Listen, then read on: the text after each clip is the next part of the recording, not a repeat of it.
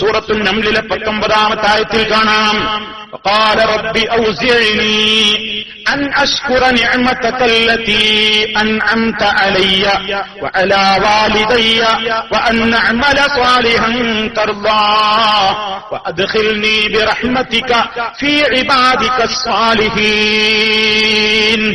മഹാനായ സുലൈമാൻ നബി അലൈഹിസ്സലാമിന്റെ ദുആ സൂറത്തുൽ നംലിലെ 19-ാമത്തെ ആയത്തിലൂടെ അല്ലാഹു പഠിപ്പിക്കുകയാണ്.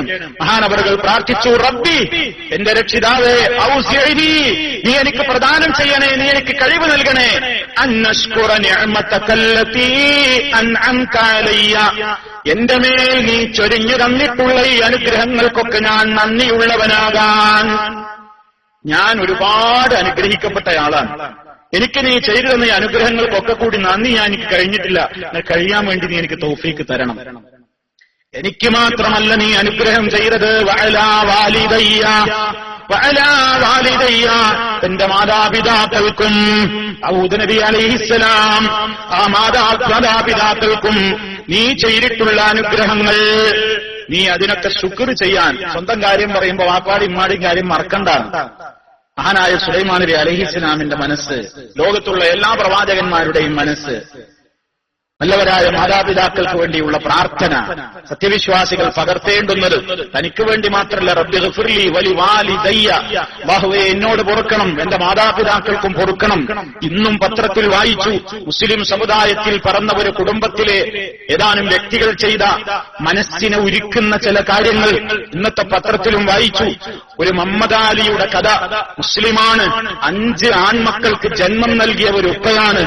കടത്തിണ്ണയിലായിരുന്നുവത്രേ ഉറക്കം.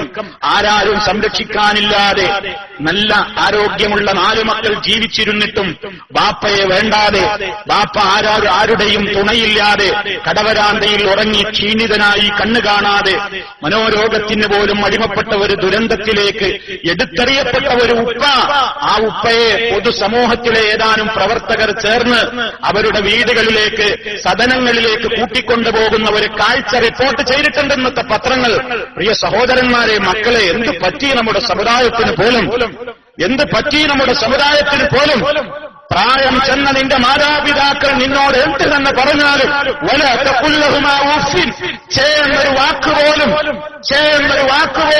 വെറുപ്പിന്റെ ഏറ്റവും താണപടിയിലുള്ള നിസ്സാരമായ ഒരു പ്രതികരണം പോലും ഉപ്പയുടെ മുഖത്ത് നോക്കി, ഉമ്മയുടെ മുഖത്ത് നോക്കി പറയല്ല മക്കളെ എന്ന് പഠിപ്പിക്കപ്പെട്ട സമുദായത്തിലെ 4-5 ആൺമക്കളുണ്ടായിട്ട് വൃദ്ധനായ പിതാവിന് ഉറങ്ങാൻ റോഡും കടത്തിണ്ണയും അതിരൂപത്തിലുള്ള കാര്യങ്ങളിലേക്കും അഭയം പ്രാപിക്കേണ്ടി വന്നുവെങ്കിൽ ഈ സമുദായത്തിലെ മക്കൾക്ക് എന്തു പറ്റി?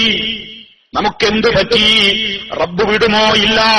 മഹാനായ സുലൈമാൻ നബി അലൈഹിസ്സലാം ധാരാളക്കണക്കിന് നിഅമത്തുകൾ കിട്ടിയപ്പോഴും ബാപ്പയെ മറന്നിട്ടില്ല, ഉമ്മയെ മറന്നിട്ടില്ല. അല്ലാഹുവേ, നീ ഞങ്ങൾക്ക് ചെയ്തു തന്ന അനുഗ്രഹത്തിന് നന്ദി ചെയ്യാൻ തൗഫീക്ക് നൽകണം. ഞങ്ങൾക്ക് മാത്രമല്ല, വഅലാ വാലിദയ്യ, എന്റെ മാതാപിതാക്കൾക്കും നീ നൽകിയിട്ടുണ്ട്. ഞങ്ങൾക്കൊക്കെ നിനക്ക് നന്ദി ചെയ്യാനുള്ള തൗഫീക്ക് നീ തരണം. വഅൻ അഅമല സാലിഹൻ തർദാ,